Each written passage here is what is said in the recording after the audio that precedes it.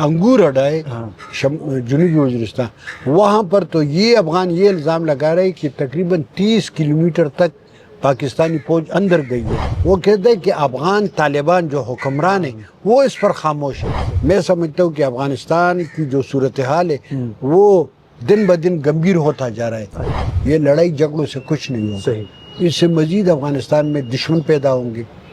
लिहाजा पाकिस्तानी हुकूमत को चाहिए कि सोच समझ कर इसको सियासी तरीक़ों से हल करने की कोशिश करें। बिस्मिल्लाहिर्रहमानिर्रहीम, अज़हर अली हूँ और आप देख रहे हैं डेली मैदान। नाज़रीन, पाक अफ़गान कशीदगी पिछले महीने जो एक जंग की कैफियत तक सूरत हाल पहुँच गई थी, फिर जो ईद के मौके पर जंगबंदी हुई, उसके बाद अब तक तो खामोशी है। लेकिन गुज़श्ता दिनों पाक फ़ौज की जानिब से कुछ ऐसी ख़बरें सामने आई हैं कि वो कह रहे हैं कि हमारे अफ़गानिस्तान के साथ कोई फायरबंदी नहीं है, कोई जंगबंदी नहीं है, और जब हम ज़रूरत महसूस करेंगे कार्रवाई करेंगे। इसी दौरान एक नई इतला जो आई है कि पाक अफ़गान बॉर्डर पे बाज़ मुकामात पर मुकामी सतह पर कुछ अंडरस्टैंडिंग हुई है और अफ़गान तालिबान पीछे हट गए हैं, पाक फ़ौज आगे बढ़ी है। इन इतलात में, इन खबरों में कितनी सदाकत है, ये सूरत हाल हम सामने रख रहे हैं पाक अफ़गान उमूर के सीनियर तजिया निगार शमीम शाहिद साहब के सामने। वहाँ पर जो पाकिस्तानी अफवाज ने ये जो शेलिंग की थी, ये जो बमबारी की थी, तो हकीकत ये कि वहाँ के लोग बहुत ज़्यादा नकल मकानी कर गए थे। अफ़गानिस्तान के अंदर नकल मकानी हुई थी। कुछ लोग सरहद के इस पार आए थे, जिस तरह अरंदू में थे, कुछ लोग उस तरफ आए थे। तो उन लोगों ने आपस में बैठ के मुकामी जो सरहद के दोनों जानिब जो कबाइल थे, तो उन्होंने आपस में बैठ के कुछ फैसले किए हैं, और ये फैसले ज़्यादातर जो हुए हैं इसमें पाकिस्तानी फ़ौज को ज़्यादातर बरतरी हासिल हुई है। अच्छा, और ये भी इतला है, अफ़गान बाशिंदों का ये इल्ज़ाम है कि पाकिस्तान ने अंदर आकर हमारे इलाकों पर नूरिस्तान में, कुन्नड़ में, निंगरहार में, इस तरह पक्तिका में, कुछ इलाकों में हमारे इलाकों पर कब्जा किया। अच्छा, जो अंगूर अड्डाए जनूबी वज़ीरिस्तान, वहाँ पर तो ये अफ़गान ये इल्ज़ाम लगा रहे कि तकरीबन 30 किलोमीटर तक पाकिस्तानी फ़ौज अंदर गई है। अच्छा, और मसला ये है कि जो सबसे बड़ा अफ़गानियों को जो तशवीश है ना, जो मगरब में रह रहे हैं या जो अफ़गानिस्तान में रह रहे हैं, तो आवाज़ नहीं कर सकते, मगर फिर भी वो तशवीश का इज़हार सोशल मीडिया के ज़रिए कर रहे हैं। वो कहते हैं कि अफ़गान तालिबान जो हुक्मरान है वो इस पर खामोश है। सही। और इन लोगों का ये कहना है कि ये अफ़गान तालिबान जो है ना, ये पाकिस्तान के साथ उनका जो ताउन था वो अभी तक बरकरार है। अच्छा, अफ़गान तालिबान में इस बात पर भी काफ़ी इख्तिलाफ़ात है। कुछ जो अफ़गान काबीना भी शामिल है, जो तालिबान के सफ़ों में भी शामिल है, वो भी इस पर एतराज़ कर रही है। हकीकत ये कि इस वक्त तो मैं समझता हूँ कि अफ़गानिस्तान की जो सूरत हाल है वो दिन ब दिन गंभीर होता जा रहा है।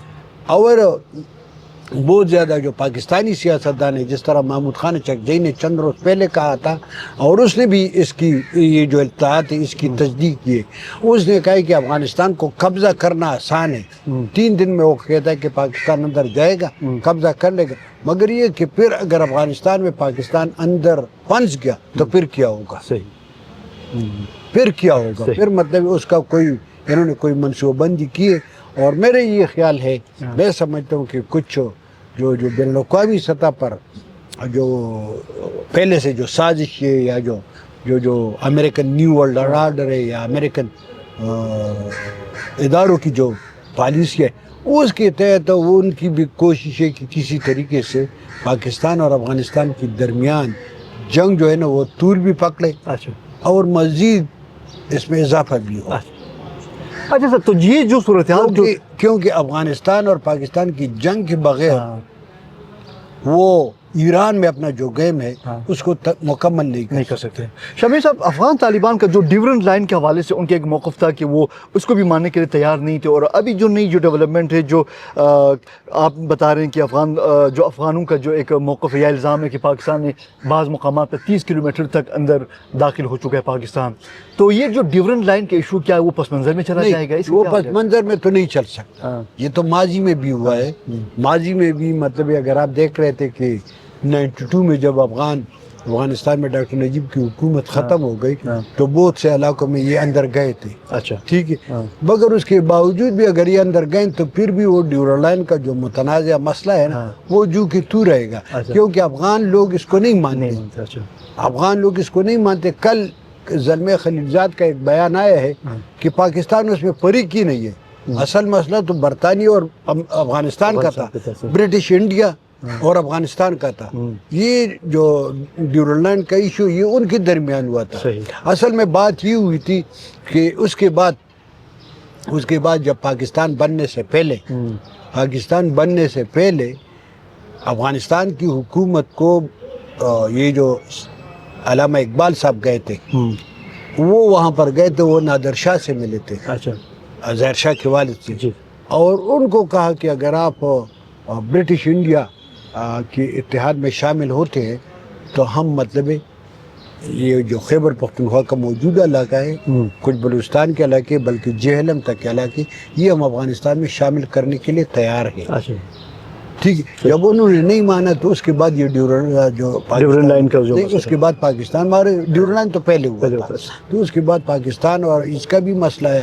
اب مسئلہ یہ ہے کہ پاکستان اور اس کے درمیان بہت زیادہ ٹینشن ہے، اس میں کوئی شک نہیں، مگر میں سمجھتا ہوں کہ یہ لڑائی جھگڑوں سے کچھ نہیں ہوگا، صحیح۔